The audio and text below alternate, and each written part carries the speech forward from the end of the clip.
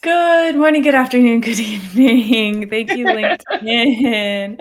Sorry, we were having some technical difficulties with StreamYard, but hopefully you are seeing this. If you are, please say hello, say good, say something in the comments so I know this is going out to you in the world.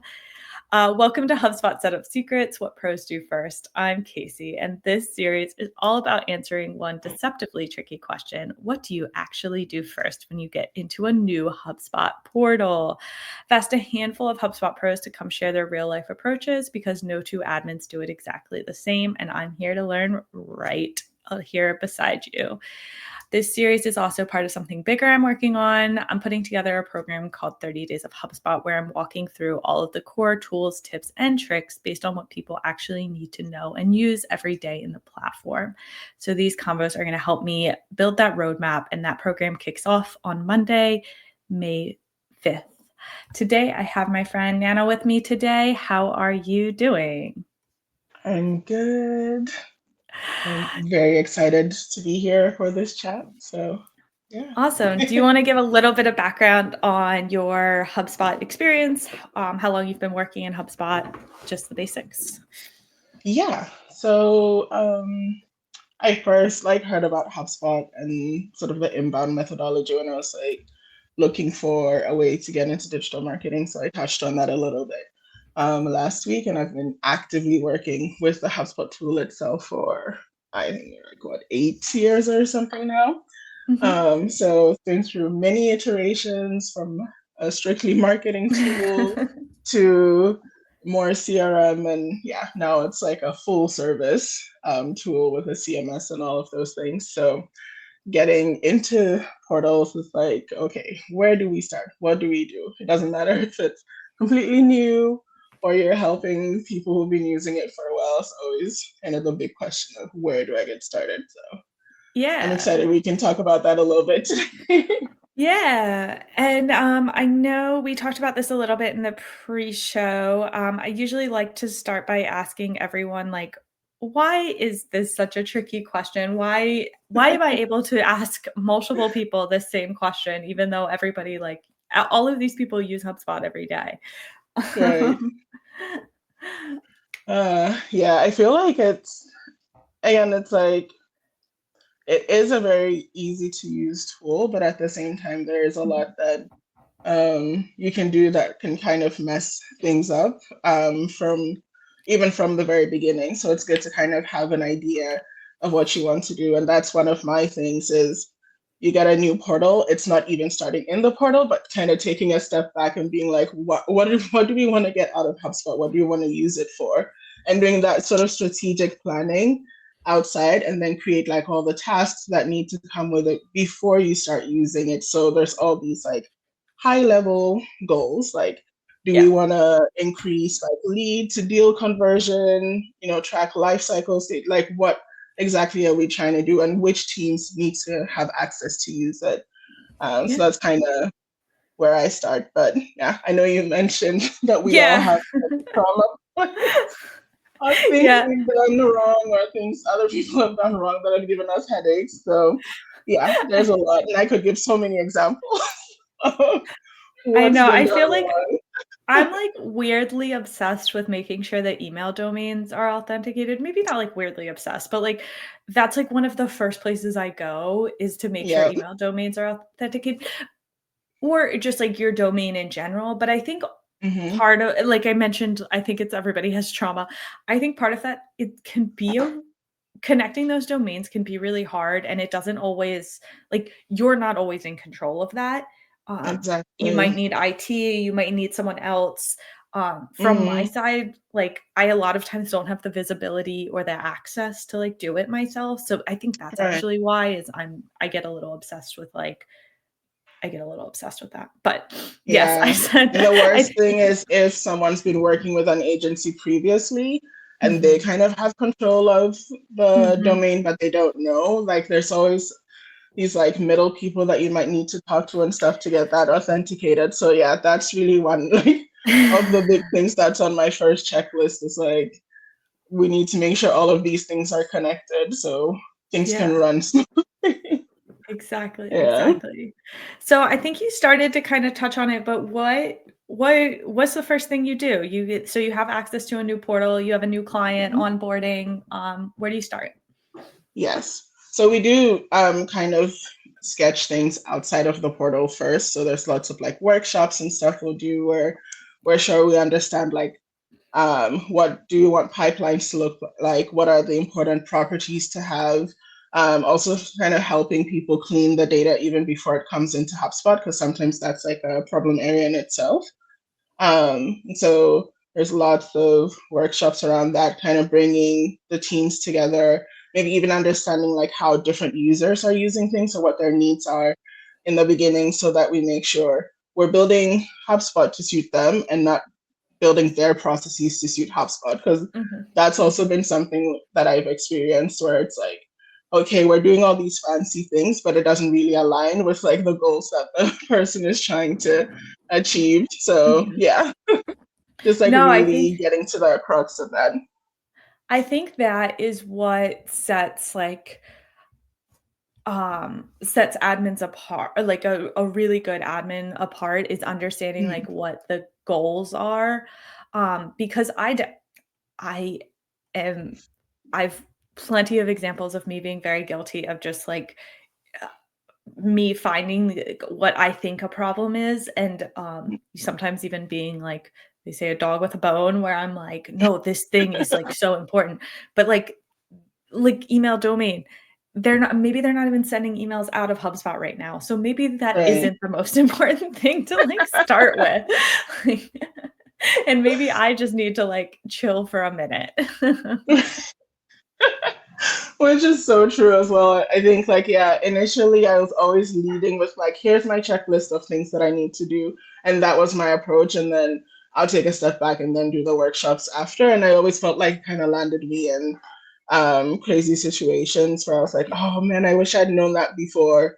Like I started uploading countries or stuff like that, only to realize that like that needed to be cleaned like outside, because some people are doing like the country code of like NO versus Mhm, Norway versus even writing countries in specific languages that different teams are using, especially if you have a multilingual team. And then that kind of all becomes like a huge mess that you have to clean up. So it's like little things like that that can just like spiral and go completely mhm. crazy. So Yeah, yeah, yeah, it really can. It can. yeah. So Um, one thing to be sure you know is like what language do we want HubSpot to be in? If it needs to be in one language. Or yeah, how are you gonna resolve that? And that's actually it's funny, I had a friend the other day. I've been doing this series for a couple of weeks, and, like, most of the people I'd been talking to were individual consultants in the US, and my friend was kinda like, I feel like you're missing um, some things," and, like, that's why I was excited to talk to you, because, yeah, you work Mm, in Norway, like, English is the default in HubSpot. right. I work in the US, so that is my default. Like, I don't Mm, the currencies, the languages, those are things like I take for granted for sure that a lot of right. organizations can and should be looking at. Yeah, that's always important too. And I think like that's a struggle that I've had, is like sort of bringing people into HubSpot, or even when I'm trying to like help them decide what CRM to use. The language has usually been like a problem area for some folks, where Mhm, if the lingua franca in the company is like Norwegian, then they want the platform to also be Norwegian. And now we're sort of getting to the point where HubSpot mhm, is has done a translation, and we're getting feedback on what can be fixed, mhm. and so on. So it's a really exciting time for us here in the Nordics. We've had Swedish for a while, and now we have Norwegian and some other languages too. So that's really nice to kind Awesome, of get to that point. Yeah. awesome. So. So first step you usually take is kind of, um, mapping things out, Mhm. so really asking questions, what are your goals in HubSpot? What are your pain Yeah. points? Things like that. Um, Mm. and then trying to figure out how you would solve that in HubSpot, correct? Yeah, and so we kind of have like usage charts, or different diagrams where We can sort of map out like the full process. So what happens from someone becomes a contact all the way through to customer, and what are sort of the different things that need to happen there? Do they want to have onboarding in HubSpot? So asking sort of all of those questions on who needs to use HubSpot, because then we can also sort of try to figure out like what teams do we need to have in HubSpot? Do we need to have hierarchy? Should people be able to see some data and others not? Who should be super admins and who shouldn't? That sort of thing. So all of those things kind of come into play when we're planning all So those things. you really start with like future state. Like what is HubSpot going to look like? Yeah, a little bit of both, because I do like user interviews as well, where I have people just sort of show me like what they do in their day-to-day process. So Mm. like click around like I'm just, um, sort of a fly on the wall, just looking at you and like, what would you do if you get a lead? Like, how would you sort of qualify them? Or, if you're setting up an email, like what are the things you're thinking of setting up campaigns? Just so I understand like which tools they really need to focus on and which ones we can have like as wish list, for example. So we have like our minimum viable product, and then what can we then work on at a later state as well. So it Yeah, needs to because be a combination of both, I think. that was exactly gonna be my question, because I've done projects where like I feel like I've spent too much time figuring out future state, because and then I'm not I'm not making a lot of progress like on current state Sure. basically, because Yeah. I'm like, okay, so what if we just ripped everything out? Hear me out. And Which like, is true, and sometimes that's what you need to do, because they have no processes. Oh, the ones that I love the most are like they've never had a CRM and they're in like Excel, mhm. and email and all sorts of things, and you have to kind of bring them back to like, okay, can we all do something together? So I yeah, love I feel you. I love, that you said user interviews though, and, like, just being a fly on the wall. I don't know if I've done personally a lot of that. I think it might drive me a little crazy. I feel like I would be like, "Oop, click here. Look here, we were so close." It was Uh, actually one of my mentors in my in the old company that I worked at avidly, Ewan Mulgard, who like that was his process that he used to use, and so he taught me a lot about like solution design and sort of how to set stuff like that up. mhm, So yeah, that's really where I sort of got that into that step of like I need to, because the thing with the user interviews is it tells you things that leadership doesn't know and the mhm, stakeholders don't know, because they are the ones who kind of lead the project of like we need a CRM. mhm. But then the everyday users who will be in the platforms are the ones who can tell you like, okay, we need this to be able to sort of fit into that overall goal that the company has. And so that's kind of how I connect those two and try to kind of be a mediator between all of those interests. Yeah, yeah, and that's something I've heard a lot in doing these, is, like, you often get the person that hires you, or that you Mm, get, like, I don't know, introduced by, is not is commonly not the person using HubSpot. yeah. Um, and so I think a big piece at the beginning is kind of closing that gap between, like, Hmm. in your like, why you got brought in, what the problems are, whether it's they need a new CRM, whether they need it to work better, whatever better means. Right. Um, and then bringing that down to, like, okay, well, like, what is currently happening there? Absolutely. Yeah. And how do you prioritize what to tackle first, Mm. inside of HubSpot? So like kind of concurrently, because I think after we have the first sort of kickoff and few sessions, you kind of already start to understand like what the needs are. And so then you can start sort of tinkering with like the defaults in the account and stuff like that, because in the kickoff meeting, we already asked for like branding things, like we'll start asking, as you said, domains are such an issue that I ask for that in the kickoff meeting so that if there's a lag, there's time to sort of fix those things. I Mhm. um, love like in together with the domains, also making sure that I understand what their subscription types are, or Mm, if they have a lot, like how can we sort of crimp that down. And then HubSpot has a lot of great default properties, but just kind of understanding what their data looks like and what their goals are, and therefore kind of how do we set up custom properties together with the defaults to match those, is also somewhere that I think is really important, because then, as they say, clean CRM, happy life. So even though it's barely possible to be able to do that, I think as clean as we can be is kind of a great place to start. So you usually start with like the cleaning and then from there building. Like I'm almost like, I Yeah. don't know. I'm thinking of like if you're renovating a house, if the Hmm. house is a mess, you don't Yes. even know where to like start building from or Right. anything like that. And I You do let them handle a lot of the cleaning, because I feel like sometimes it can be too much, like if we're going to do that, but at least giving them guidelines of like, here's an example of like what an import sheet could look like, or based on some of the discussions we're having, it seems like these are the important properties. And then they can sort of let us know like, oh yeah, we typically use these, so that should be the drop down and those sorts of things. So making free text into drop downs is fun. Yeah, it is. I mean, it's a pain, but it's fun. Yeah, in the long It's run, it's good.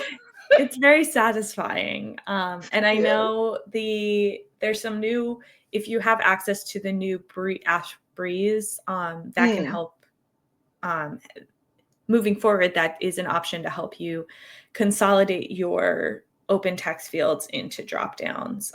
yes, So hot tip which there, is really everyone. great. Yes, I have definitely. Breezes is your bestie in HubSpot, because she can see things we can't. So it's true. It's true. Maybe one day I'll do one of these in like a year, probably maybe even 6 months, and someone will be like, "Oh, yeah, I just type into Breeze and I say, where should I go first?" And Breeze just yeah. You just tell Breeze a couple of things, and it's like, this is what to set up first. Mhm. Exactly. Yeah. Exactly. And I know we talked about this a little bit at the beginning, but what is we talked around this. Hmm. Are there any biggest mistakes that you see new users make in HubSpot commonly? Yeah, I think one of them is just kind of um, maybe being a little too eager to give um, a whole bunch of people access right away, because then people start, connecting their emails. So all of a sudden, you know, data is coming in from like their email when they're sending emails, and contacts are coming in. And so then, because immediately you have like a couple of contacts, then you can't even switch certain text fields and stuff like Mhm. that anymore. So I usually am like trying to keep people out of the portal for as long as we can, and sort of figuring out like who are the key people that we can do like pilot testing with, to ensure that things are actually set up correctly, and they can help us sort of find the initial configuration mistakes and stuff like that, so that we can then sort of fix things. So I feel like that's one of the biggest mistakes, is giving too many people access right away. Because then Yeah. you hadn't had time, for example, to do things like naming conventions as well, which I think are so important from jump. Like, are we going to have different countries? Are we going to use like the ICP or persona in the name, year, month? Like, how are we setting all of those things up? Because then Mhm. people start naming things differently, and there's multiple lists, and just a whole bunch of mess I say that forms out of that. you can tell if a company is a startup from their HubSpot. Like you can just see it because you can Yep. see where like you, and this is just the way startups run. Like everybody's wearing multiple hats. It's a very like get things done. Mm, And that's great, except then you see the HubSpot where like 5 different people have just like gotten things done in their own way. right. And it's like technically working, but Right. but the things just aren't like lined up. Like they're just missing each other. Um, Right. Exactly. yeah. Um, Yeah. so yeah, I think that's a great call out that like too much access too quickly without mapping Mm, things out, or just really even like I think along those same lines, like um not having an admin out of the gate, basically. yes. Like I was going to say that someone needs to own the platform from the customer side. Mhm. In the same way that we are like, we have someone who's usually like a project lead or like the main point of contact, there also needs to be someone internally who is like, don't do that. Or you are going to have your permissions kind of closed down until you know how to behave properly. Yeah, So it's yeah. nice to have Don't you someone know how like to that who you be? can. You're putting people in timeout. You're like Yep. Just like you sit over there until you learn how to behave. You can't Yeah. even edit records. Nope. That's funny.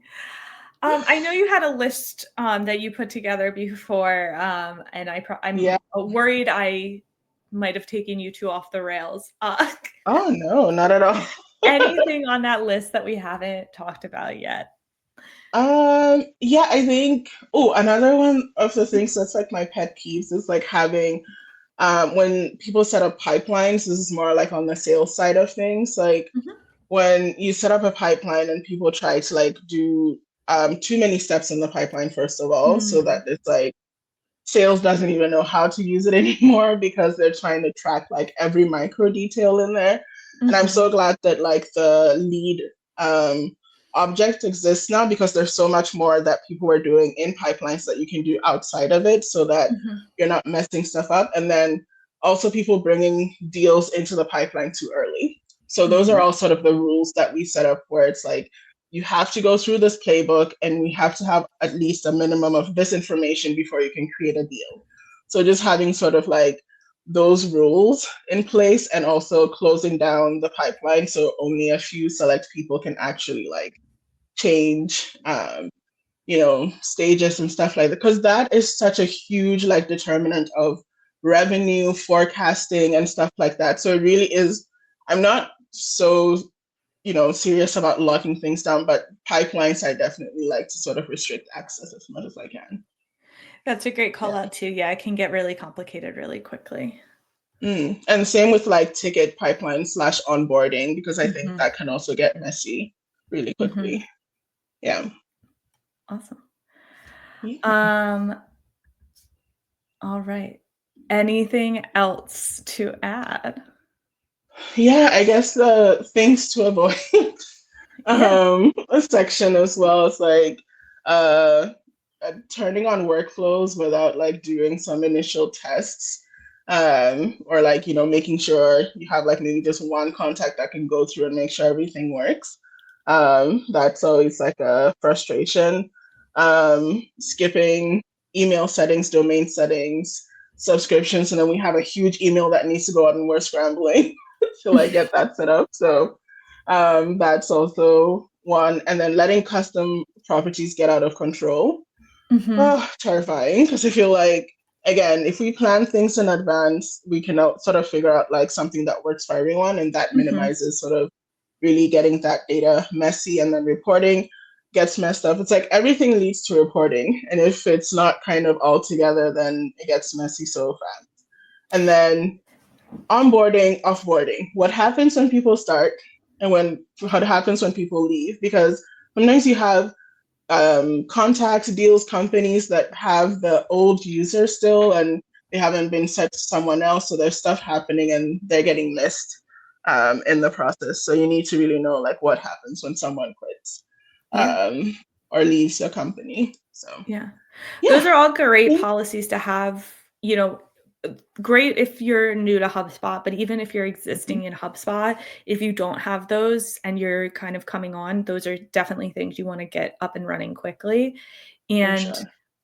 like the permissions things, like, okay, so yeah, you have a million properties and they're duplicates Mm. and stuff like that. Yes, we need to clean those up. But probably even before that, we need to lock down who's able to create properties because obviously there's a problem. Yeah, Obviously. yes.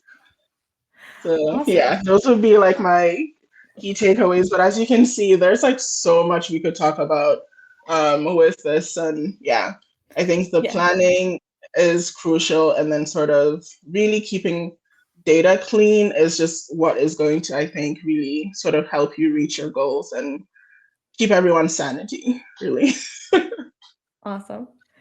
Awesome. Yeah. Well, thank you so much for joining me today and sharing your go-to Thank first moves and you. behind the scenes thinking.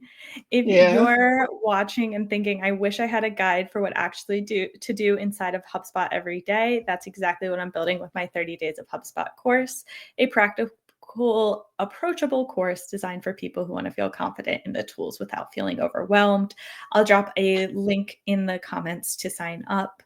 And if you have any tips of your own or want to be on a future stream, please shoot me a DM and we will see you next time. See you next time. Bye.